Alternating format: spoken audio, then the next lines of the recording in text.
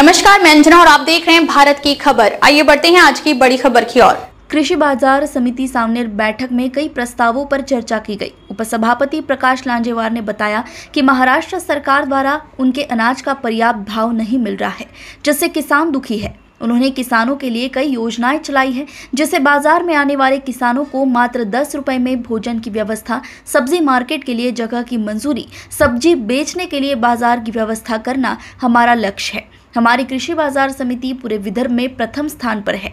कृषि बाजार में लकी ड्रॉ की योजना भी रखी है, जिसमें किसानों को खेती करने में लगने वाले उपकरण दिए जाएंगे। प्रमुख रूप से सभापति श्री रविंद्र चिखले, उपसभापति श्री प्रकाश लांजेवार, संचालक श्री सूरज नवले, संचालक श्री मयूर जिचकार, संचालक श्री चंद्रशेखर कुंबलकर, संचालक श्री देवाजी मुलमुले, संचालक श्री सुभाष रहाटे, संचालक श्री सुरेश केने, संचालक श्री काशीराव पेटे, संचालिका सौ वैभवी पाटिल, संचालिका श्रीमती मनोरमा चोपड़े, संचालक श्री अशोक डवरे, श्री दुर्वास लाखे, श्री गुणवंत काले, श्री प्रवीण झाड़े, संचालक श्री विनोद जैन, श्री जगदीश ठाकरे, श्री श्रवण दुरुक्कर इत्यादि उपस्थित थे।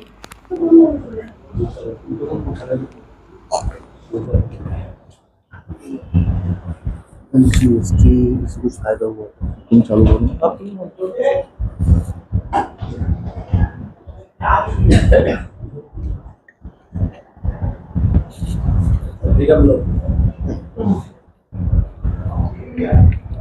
सर नमस्कार, आमच्या चॅनलमध्ये आपलं स्वागत आहे। सावनेर कृषी बाजार समिती ही एक उत्कृष्ट दर्जाची कृषी समिती मानली जाते। आज आपली बैठक झाली, काय काय चर्चा झाली आणि नेमकं काय काय समोर आपलं होईल काय? मी प्रकाश लांजेवार, उपसभापती कृषी उत्पन्न बाजार समिती सावनेर। आज आमची विशेष सभा होती। येणाऱ्या 12 सप्टेंबरला आमची सर्वसाधारण सभा, वार्षिक सर्वसाधारण सभा आहे। त्या सभेचा आढावा घेण्याकरिता आज आमचे पूर्ण संचालक मंडळ त्यांची आम्ही आज विशेष सभा घेतली। त्यांची तयारी आणि त्या सभेमध्ये पूर्ण वर्षाचं आपलं उत्पन्न वाचन करून त्या 501 बक्षिसाचं वितरण सुद्धा 12 महिने शेतकरी या बाजार समितीमध्ये आपला उत्पादन जो कोणी उत्पादन करतो, उत्पादन करतो ते उत्पादन आपल्या बाजार समितीत विकतो, त्यांना काहीतरी प्रोत्साहनपर बक्षीस द्यावं या नात्याने आम्ही प्रत्येक वर्षी सर्वसाधारण सभेमध्ये ही बक्षीस वितरण कार्यक्रम ठेवतो। त्याबद्दल आज आमची विशेष सभा घेऊन आम्ही त्याची आज सगळ्यांना जिम्मेदारी वाटून दिली। कशा प्रकारची जिम्मेदारी वाटली आणि काय काय म्हणजे आता शेतकऱ्यांचे जे मुद्दे आहेत ते संपूर्ण होतील का? हो, शेतकऱ्यांचे मुद्दे अशी की शेतकऱ्यांना बाजार भाव तर आम्ही ठरवू शकत नाही। जे काही आता सरकारने बाजारभाव ठरले आहे त्यानुसारच बाजारभाव आमच्या जास्तीत जास्त देण्याचा प्रयत्न आम्ही आपल्या बाजार समितीमध्ये करतो। आणि शेतकरी आमचे जे संचालक मंडळ आहे यांना ज्या लोकांची गैरसोय होऊ नये, आलेल्या लोकांचं स्वागत, त्यांना जेवणाची व्यवस्था, त्यांची बसण्याची व्यवस्था, त्यांचं अशी सगळ्यांची समिती आम्ही नेमल्या आणि त्या समितीचे सदस्य बनवून त्या गठीत करून त्या समित्या आज त्यांना जिम्मेदारी आम्ही आज सोपवल्या। किती सावनेर कृषी बाजार समिती किती वर्षाचं उत्पन्न झालेलं आहे आणि बाजारपेठ थोडंसं शेतकऱ्यांसाठी त्यांचा वेगळा भाव होता, यासाठी आपलं काय समोरचा पाऊल राहील? बाजारपेठ आमची पुन्हा वाढवावी याकरिता आम्ही परत आमच्या इथे आता सध्या भाजीपाला मार्केट नाहीये, सध्या अनाज मार्केटच आहे आणि कापूस हे मार्केट आहे। तर त्याकरिता आम्ही जागा खरेदीचा प्रस्ताव आता शासनाला पाठवला। आम्ही जागा खरीदणार आहे आणि भाजीपाला मार्केट सुद्धा आम्ही आपल्या बाजार समितीकडून सुरू करणार आहोत। आणि वट्टे जे आहे लिल्ला वट्टे हे सुद्धा कमी पडत आहे, तर यांचं सुद्धा बांधकाम आम्ही आता तयार करून एस्टिमेट तयार करून आम्ही पणन महामंडळाला परमिशनसाठी त्याची मागणी केली आहे। त्यांच्याकडून परमिशन जर मिळाली तर ते सुद्धा आम्ही मोठे वट्टे 2 वट्टे बांधण्याचा प्रस्ताव आमचा आहे। भाजी बाजारपेठेसाठी जे तुम्ही वट्टे बांधणार आहे, किती जागा लागणार आहे किमान आणि किती लोकांना आपण ते वाटप करणार आहे आणि कशा प्रकारे करणार ते सांगा। कमीत कमी 1.5 ते 2 एकरची जागा आम्हाला आवश्यक आहे। ते जागा सुद्धा पाहिली आणि त्यांची सुद्धा लिलाव झाला आहे। आम्ही लिलाव बोलीमध्ये बोललो, आमचे सगळ्यात जास्त लिलाव आहे। ती 12-1 ची परमिशन जोपर्यंत पणन महामंडळाकडून येत नाही तोपर्यंत आम्ही ते प्रक्रिया पूर्ण करू शकत नाही। आम्हाला जेव्हा पणन मंडळाकडून परमिशन मिळाली तर आम्ही ते प्रक्रिया जागा खरेदीची करणार आहे आणि त्या जागेवरती वट्टे बांधून जास्तीत जास्त अडती व्यापारी आहे त्यांना जो आज बाहेर मार्केटमध्ये शेतकऱ्यांना जास्तीत जास्त पर्सेंटेज घेऊन जो माल विकायला लागून राहिला त्याच्यावर कुठेतरी आळा घालण्याकरिता आम्ही आपल्या अंडरमध्ये जेव्हा भाजी मार्केट सुरू करू तेव्हा शेतकऱ्यांना त्याचा फायदा देऊ आणि जास्तीत जास्त चांगल्याच तऱ्हेने शेतकरी आपला माल आपल्या इथे चांगल्या भावामध्ये विकल याची आम्ही जिम्मेदारी घेऊ. किती बाय किती जे वट्टे राहतील आणि आपण त्याच्यावर काही किती एक अशी रक्कम ठरवलेली आहे की त्यांना आपल्याला या रकमेत द्यायचं आहे आणि काही त्याचा काही किराया राहील किंवा त्यांच्याकडून म्हणजे त्यांना ते संपूर्ण विकण्यात येईल अशी काही प्रक्रिया राहील का? नाही, ते संपूर्ण विकण्यात नाही येईल. किती बाय किती राहील हे तर आमचे आर्किटेक्ट जेव्हा त्याचे एस्टिमेट तयार करतील तेव्हा ते आर्किटेक्ट तयार करतील. आम्ही आपला सेस घेऊ त्याच्यावर, पण आम्ही विकणार नाही. आम्ही परमानंट त्यांना विकणार नाही. आमचंच त्यांच्यावर वाच राहील आणि आम्ही फक्त त्यांचं सेस घेऊ व्यापाऱ्यांकडून. म्हणजे किराया घेऊ. किती टक्के किराया आपण त्याच्यावर ते आम्ही समिती नेमणार त्याच्यावर. आमची जे मासिक सभा असते पूर्ण संचालक मंडळाची त्यामध्ये ठरवू त्यामध्ये कशी घ्यायचं काय घ्यायचं जेव्हा तयार होईल तेव्हा. तोपर्यंत आम्ही आज नाही सांगू शकत का नेमका इतका किराया घेऊ. म्हणजे नेमकं तुम्ही त्यांच्याकडून एक काहीतरी अशी रक्कम जमा करून घ्याल आणि त्यांना तो म्हणजे किरायाने द्याल. रक्कम जमा आम्ही व्यापाऱ्याकडून एक आपली ठेवी म्हणून आम्ही त्यांच्याकडून पहिले व्यापाऱ्यांचं लायसन देतो. तर ठेवी म्हणून, कारण उद्या चालून एखाद्या शेतकऱ्यांचे जर त्या व्यापाऱ्यांनी पैसे दिले नाही तर बाजार समिती जिम्मेदार राहील. म्हणून त्या ठेवीमधून त्यांचे आपण पैसे देऊ. तर व्यापाऱ्यांची ठेवी आपण जमा करू, पण बाकीच्यांचे आपण कोणतेच पैसे घेणार नाही. शेतकऱ्यांना मुद्देमालला भाव मिळत नाहीये. आज शेतकरी आत्महत्याच्या याच्यावर आहेत.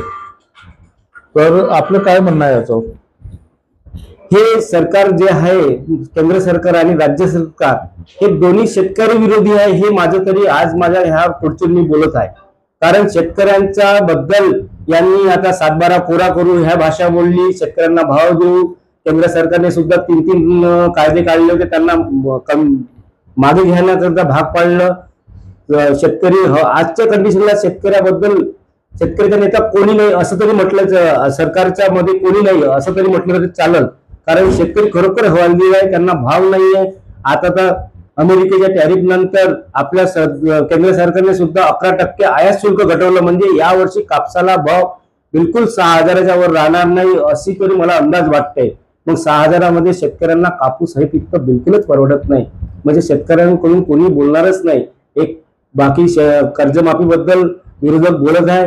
आम्ही करू म्हणाले, आमच्या मॅनिफेस्टोमध्ये करू, पण कधी करू? शेतकऱ्यांची आत्महत्या झाल्यावर. ही परिस्थिती खूप बिकट आहे आणि याच्यावर वाचा फोडलाच पाहिजे आणि शेतकरी याच्यामधून कुठेतरी बाहेर निघला पाहिजे. आमच्या बाजार समितीकडून एकटा असा आम्ही पूर्ण महाराष्ट्राच्या बाजार समितीकडून ठराव करू की सगळ्यांना युनियन आहे जे काही आहे सभापती उपसभापतीचा ग्रुप आहे त्याच्यावर आम्ही मेसेज करू की शेतकऱ्याबद्दल आपण सगळ्यांनी सरकारला कुठेतरी मागं भाग पाडलंच पाहिजे की भाव शेतीमालाला भाव मिळालाच पाहिजे. धान खरेदी विक्री केंद्र जागोजागी आहेत. शेतकऱ्यांना त्याच्यात पण मोलभाव भेटत नाही. शेतकऱ्यांना सरळ त्यांचा माल विकण्यात यावं असं काही आपण समोर पाऊल उचलणार आहेत का? धानाबद्दल तर आमच्या बाजार समितीकडून धानाबद्दल आम्हाला काही तेवढं माहिती नाही. कारण धान आमच्या क्षेत्रामध्ये उत्पादन होत नाही. पण जर बाकी ठिकाणी भंडारा गोंदिया अजून चंद्रपूर बाकी ठिकाणी धानाचे केंद्र आहे त्यांना सुद्धा न्यूजच्या माध्यमातून आपल्याच माध्यमातून ऐकतो की त्यांना बोनस वगैरे किंवा त्यांचा ते हमी भाव हा बरोबर मिळत नाही. धानाच्या शेतकरी सुद्धा आज कापसाच्या शेतकऱ्यांनी सुद्धा असा हवाल दिलाय आणि कापसाचा शेतकरी तर सगळ्यात जास्त आहे. वर्षाचा कृषी समिती बाजाराचं उत्पन्न किती झालेलं आहे आणि समोर कृषी उत्पन्न समिती त्या उत्पन्नातून आणखी काय काय घडविणार आहे? आमचं यावर्षी पूर्ण खर्च वजा जाता 5 कोटीच्या जवळ आमदारला उत्पन्न झाला. आम्ही त्यांचा बँकमध्ये FD करून त्याचं जे काही व्याज येतं त्याच्यावर हा बाकी कार्यक्रम राबवतो. शेतकऱ्यांना जास्तीत जास्त योजना लाभ मिळतील याच्या त्या कार्यक्रमातून आम्ही वर्षभर राबवत असतो. आणखी बोलायचं काय राहिलं का? दाखवा माझ्याकडे दाखवा. हा शेतकऱ्यांसाठी ना शेतकऱ्यांसाठी कृषी उत्पन्न समितीतर्फे या सावनेर कृषी उत्पन्न बाजार समितीतर्फे 10 रुपये जेवण हे ठेवण्यात आलेलं आहे. हे मनशा कशी काय आणि कसं काय सुचलं आपल्याला? शेतकरी हा सकाळीपासून आपला कोणत्या ना कोणत्या वाहनाने आपला माल विकायला येतो, तर कधी जेवण करून येतो, नाही येत. मग इथे कधी कधी लिलाव बोलीला वजन काटा करायला कधी कधी खूप वेळ होतो. तर त्याला आम्ही पहिले कॉफी आणि बिस्किट चालू केलं होतं. पण ते कॉफी बिस्किट मध्ये त्यांचा, कारण कधी कधी 4-5, कधी कधी रात्री 6-7 वाजते काटा व्हायला.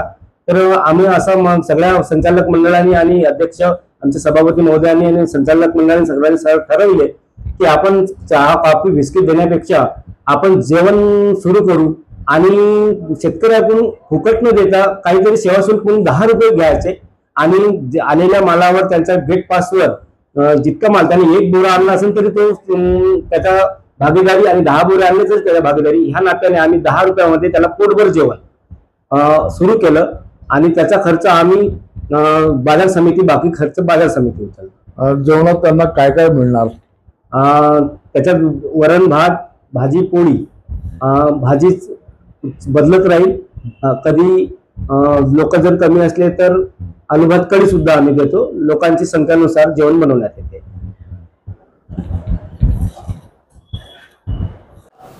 अब तक के लिए बस इतना ही। फिर मिलते हैं एक ऐसी ही बड़ी खबर के साथ। तब तक के लिए नमस्कार और देखते रहिए भारत की खबर। अगर आपको वीडियो पसंद आई हो तो इसे लाइक करें व शेयर करें। ऐसे लेटेस्ट अपडेट पाने के लिए बेल आइकन को प्रेस करना ना भूलें। अगर आप हमें फेसबुक या फिर इंस्टा के माध्यम से देख रहे हैं तो हमारे पेज को फॉलो जरूर करें। धन्यवाद।